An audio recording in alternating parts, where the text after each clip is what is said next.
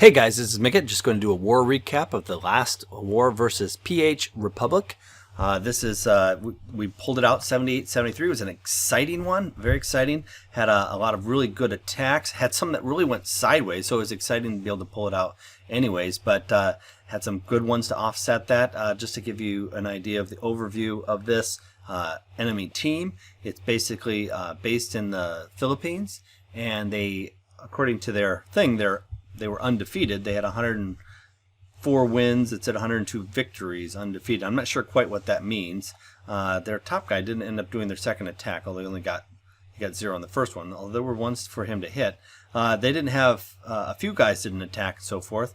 Bruce Lee didn't attack, which seems kind of antithetical to being Bruce Lee. But anyways, we had great coverage. We didn't have everybody attack. Ast there was opted in, so he didn't need to attack. But anyways, had a real good streak right down here the line. Pratham had a great attack. I'm going to show that one.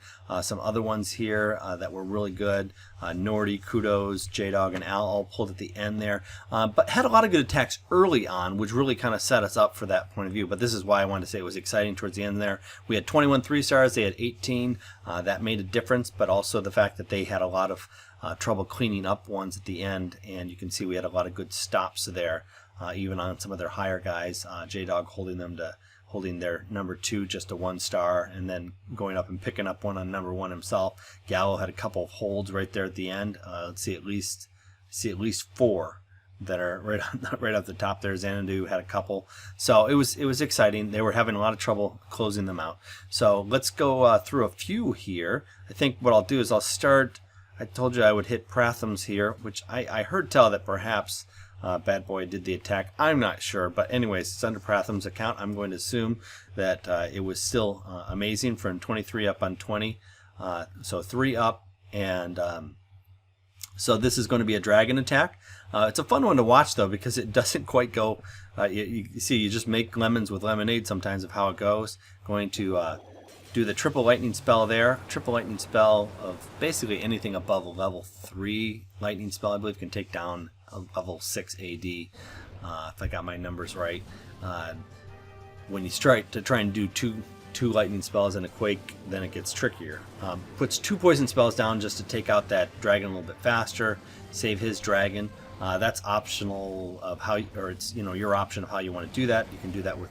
You don't even have to have a dragon down there, but you have to get something to draw it. Well, if you're doing an all-dragon attack, that's all you got to work with. So, anyways, I already got the CC draw. The key is he's trying to funnel these towards. He smartly picks the side that is opposite the air sweeper. The trick to it, though, is you've got these 2 ADs that are hanging on the outside, and you've got 2 packs of dragons that have to try and get into them. And it's pretty tricky to do that, especially because somewhere in the middle of them, even if one goes strong, you're going to get hung up on the town hall. But he's going to be able to take down this one left AD, and that's going to be pretty key. But his dragons are dropping like flies. They're dropping quickly here. But look at this. He drops in the Barb King there. There's nothing else for the Barb King to go after anywhere near there, except for that AD. And he opts to do the Rage right here, which turned out to be, he could have done it now or could have done it later. But he's able to get through that wall a little bit faster. So he's only got these 2 dragons left. And I will tell you that this one came down to the last second.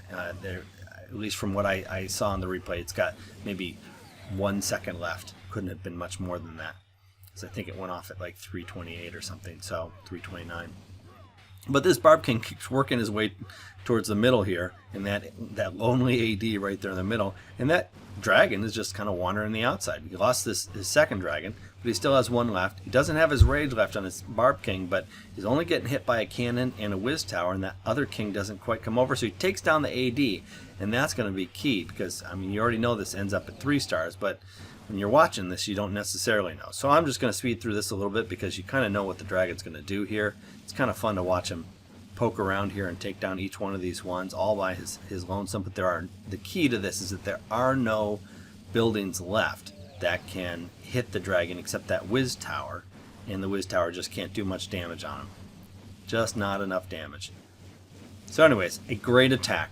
This could have been a key attack because we were running out of attacks to hit people lower, which then freed Nordy to take down one of the other guys. and then Al and Kudos could keep up top where they could get multiple stars, which they had to do anyway. So that was key. That was great. Other great attacks. PJ had a great attack. 19 was kind of a strange base. Nordy had a good attack there. Mashiu. Oh, I'd like to hit this one. Mashiu. Let's hit this one. This one is a strategy called a quad quake go-ho. And what you're basically doing is you're using the quakes to be able to get deeper into the base. Now, as it turns out, you don't really need the go part of this. You don't need the golem as much on this one because there is no archer queen. And so you don't really have as much of a need to get in there. But obviously you can use it, just not as critical as it is. But if you take this and push it farther into the base, that golem is going to get in there. It's first going to do an easy draw because you've got a hole in the base, which is... hole in the base is not usually good for much except for an easy CC draw. You can use it for that. And then he brings these out. Now, one of the problems with the Quad Quake Go-Ho is he has to take this the CC down without using a poison spell, which is just old school. It's fine. We used to have to do that all the time. But that witch and the wizards are able to pull that out pretty easily. He does it very effectively. He makes it look easy. It isn't always the easiest thing. But look how he brings the hogs on either side, okay? So he has these 2 heal spells left that he's able to heal them with. He uses them kind of early, but he has so many left, and they're going around the outside. His Barb King and his Golem and the Kill Squad is still coming up the middle. He just overpowers this. He just can't fend off all those hogs that are left. And he does pretty well with that giant bomb, but at this point the hogs are just overpowering it. That wizard and the witch take out that last archer tower, and it's just all clean up from here. All over but the crying. Alright, so just going to speed through this. Really nice attack with a not so often used Quad Quake Go-Ho. Alright, so let's pop over, and I'm going to show John Bomb had a great attack. I think one attack, I'll show F King had a good attack. I'm going to show Kudos' attack. This is down 2. Oh, I forgot. I didn't review this one ahead of time. Okay, well, let's just see how it turned out. I missed this one at the end. I wasn't able to be on at the very end of this war. So anyways, he gets the draw with the in high speed here. He gets the draw with that single hog, which is a great way to do it if you know the hog can get in there. He's using witches, which they take an initial hit, but they are able to survive, which is fortunate, and the poison spell and the archer queen take those down. He's got a nice high level beefy archer queen, which is very helpful on trying to take down the CC without having to use 2 poison spells. He's able to keep the other poison spell, assumedly to be able to use it for any sort of skellies that come up, which seem like not big of a deal, but I'll tell you, they can mess up a raid real quickly. Alright, so he's just doing a hard push in here with his golems. His golems kind of stray a little bit. However, he's got those skellies out in front of the crew there, right in the middle, and that's really giving him a lot of protection there. And then the golems are able to. He brings that jump spell. The Barb King kind of wanders, which he tends to do, but the golem goes in there, trips those double giant bombs. He brings in his hogs from that same side because we know that we've got time to be able to take out that spot where the other double giant bomb could be, and he's already proved that it's not in 2 of those spots, and so, or I'm sorry, maybe he took, no, he's good. Yeah, there will be a double giant bomb in the other spot. However, the archer queen is going to largely make it so it doesn't have to path across there. The hogs don't. The hogs are pulling here. He has 1 more heal spell, but you can just see where that hog pathing is going. They are not going to go over to that right side right now because the defenses have been taken down by the archer queen, and so they go naturally to the side that they can. Ooh, a bunch of them spring there, but there's just enough to be able to get it done, and the hogs are able to take out a couple of those skellies. The witches, which is one of the beautiful things why we a lot of times use witches for taking down the clan castle, is because if you use them right and protect them in how you attack, they can live till the very end and really speed up the cleanup process very effectively, especially when they're level 2 and now even level 3 witches if you get them in the CC. So really nice attack there by Kudos, and he has some good heroes, but able to attack 2 down on number 8. And I'll do one more. I'm going to do, I don't like to highlight my own attacks here, but I'm going to do this one because I did a different sort of attack than most people have done before. It was kind of a quick hit attack here.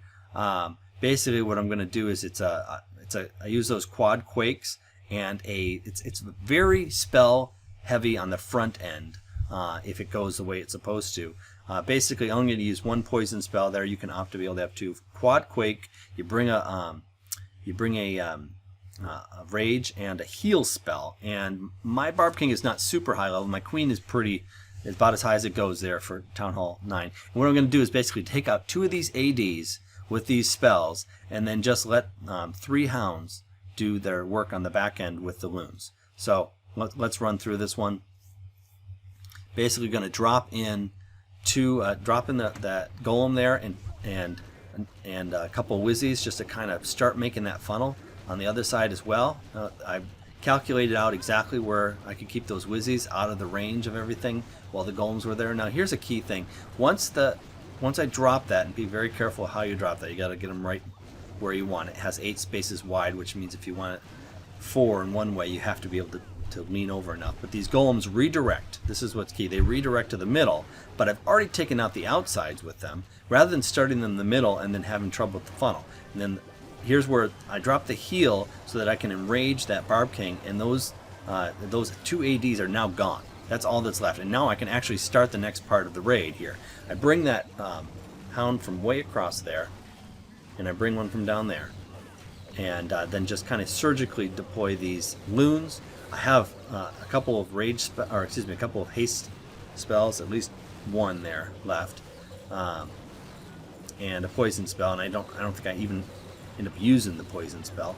Maybe I drop it just for swagger. The Archer Queen's still just barely alive. She's gonna get taken down by the mortar right here. Dead. Okay, but have enough going on here, and still tanking with that Lava Hound, and actually doesn't even bust that last Lava Hound, which is actually a problem because you want it to bust right there as the last AD goes down, so it can be all the pups can help with the cleanup, because that Lava Hound doesn't do much except tank. But plenty of loons left, plenty of pups left. Basically, just with those 2 ADs and some tanking in the middle, nothing can hold up to those Lava Hounds and those loons, because the loons just get protected that entire time, and then they help in the cleanup process. So this is called a max attack by a lot of people. I think the guy who started, his name was Max, but it's a little different sort of attack. You need to have some beefy heroes to be able to pull it off, but it works on even a pretty high level basis if you can be able to get into those 2 ADs. If you can get 3 ADs, you can kind of modify it a little and not use as many hounds. Anyways, so that's some highlights. I have to highlight that I really think that J-Dog's attack up on number 1 there was really nice there at the end, and we had a couple other really good ones here. That were able to have King's attack early on down on number 7 to be able to get 3. Those can make a big difference.